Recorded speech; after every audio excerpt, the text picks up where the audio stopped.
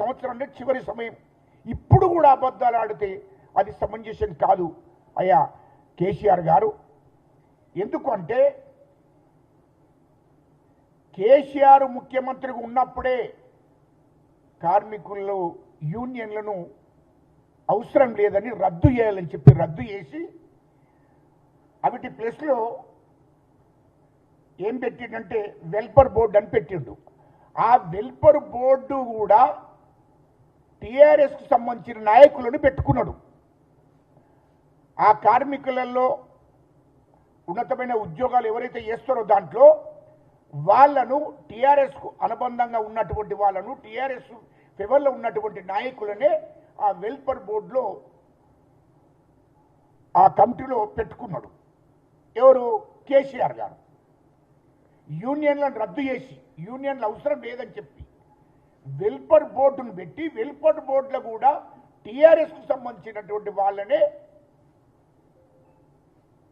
ఆ welfare board కమిటీలో పెట్టుకున్నాడు. ఇది వాస్తవం. అయితే 2019లో 54 రోజులు సమ్మె చేశారు. 2019లో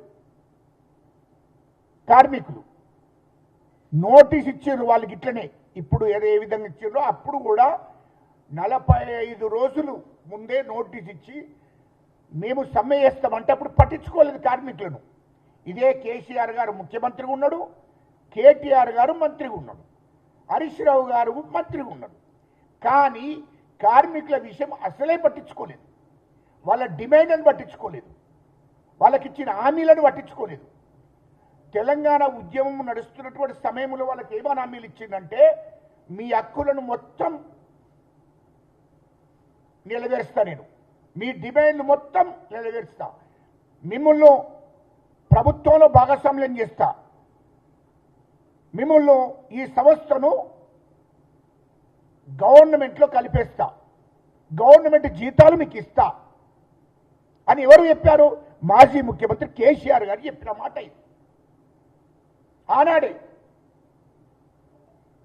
ఆర్టీసీని గవర్నమెంట్ విలీనం చేసి గవర్నమెంట్ ఉద్యోగస్తులకు ఏదైతే బెనిఫిట్స్ ఉన్నాయో అదే బెనిఫిట్స్ కార్మికులందరికీ కూడా, ఆర్టీసీలో ఉన్నటువంటి అందరికి కూడా బెనిఫిట్స్ నేను ఇస్తాను అని ఆనాటి మాజీ ముఖ్యమంత్రి కేసీఆర్ గారు చెప్పిన మాట ఇది. తెలంగాణ రాకముందు 2014లో ఇదే మాట చెప్పాడు, ఎన్నికల్లో ఇదే మాట చెప్పాడు. మరి అవన్నీ గుర్తుపెట్టుకోవాలి కదా కేసీఆర్ గారు. మీరు ఎట్లా మీరు నోటికి వచ్చినట్టు మాట్లాడితే 2019లో 54 రోజులు సమ్మె చేశారు కార్మికులు. 32 మంది చనిపోయారు. 32 మంది. ఒక్కరిని కూడా పట్టించుకోలే. 32 మంది చనిపోతే కేసీఆర్ కానీ కేటీఆర్ కానీ హరీష్ రావు గారు కానీ ఎవరు కూడా పట్టించుకోలే. ఇది వాస్తవం. రెండోది, వాళ్ళు సమ్మె చేస్తే పట్టించుకోలేదు. అప్పుడు 32 మంది కార్మికులు 2019లో కార్మికులు సమ్మె చేసి 54 రోజులు సమ్మె చేస్తే ఆ సమ్మె చేసే సమయంలో 32 మంది కార్మికులు చనిపోతే కూడా అస్సలు పట్టించుకోలే మాజీ ముఖ్యమంత్రి కేసీఆర్ గారు, కేటీఆర్ గారు, హరీష్ రావు గారు 2019లో. ఇది వాస్తవం కాదా? మరి ఇది వాస్తవమైనప్పుడు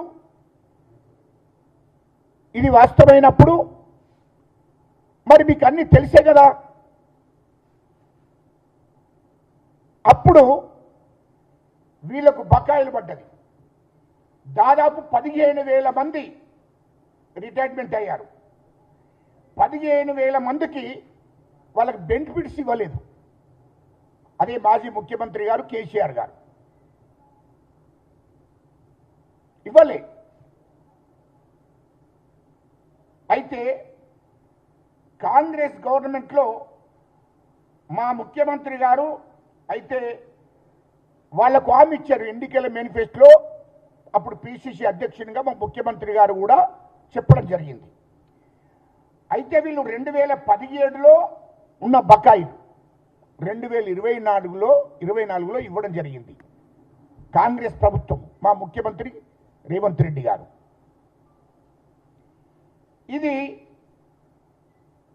మరి ఇప్పుడు కార్మికులకు ఇచ్చినటువంటి హామీలు ఆనాడు 2017లో 15,000 మంది రిటైర్మెంట్ అయితే వాళ్ళు ఇవ్వకపోతే కాంగ్రెస్ ప్రభుత్వం వచ్చినాక మా ముఖ్యమంత్రి గారు పిఆర్సి 2017 చెల్లించడం జరిగింది. 2024లో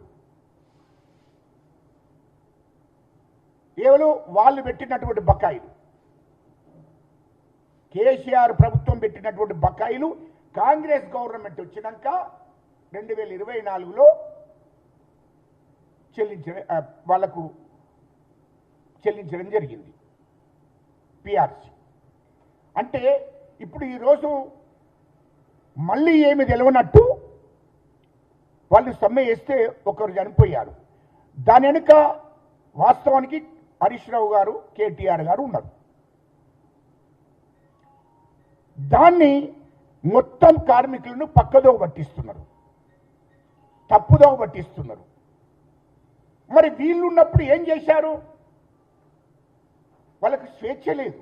ఈరోజు కాంగ్రెస్ ప్రభుత్వము వాళ్లకు ఖచ్చితంగా మీకు అన్ని డిమాండ్లు కూడా మేము నెరవేరుస్తాము,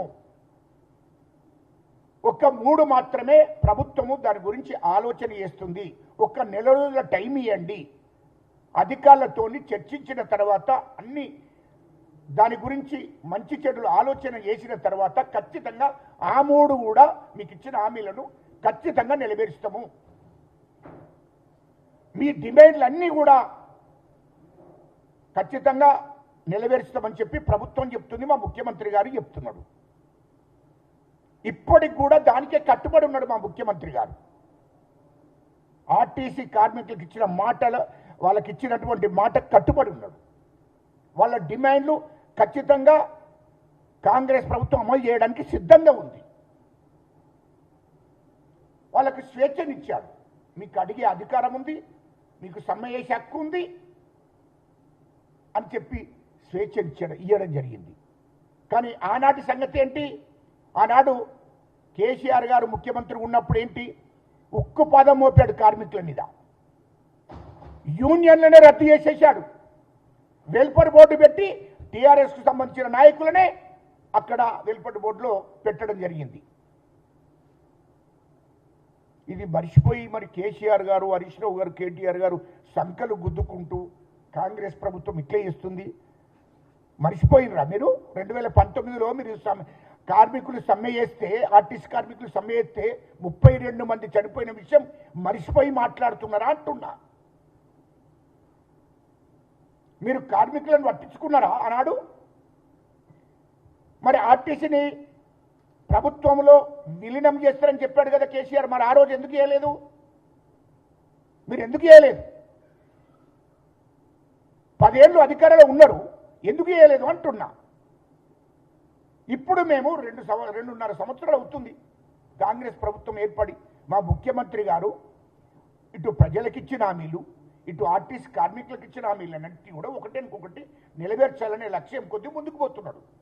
ఖచ్చితంగా ఆర్టీసీ కార్మికులకు ఇచ్చినటువంటి హామీలన్నీ ఖచ్చితంగా నెరవేర్చడానికి సిద్ధంగా ఉన్నాడు. కాకపోతే కొంత సమయం కావాలి, ఒక నెల రోజులు సమయం కావాలి అని చెప్పడం జరిగింది. దానికి బీఆర్ఎస్ వెనుకుండి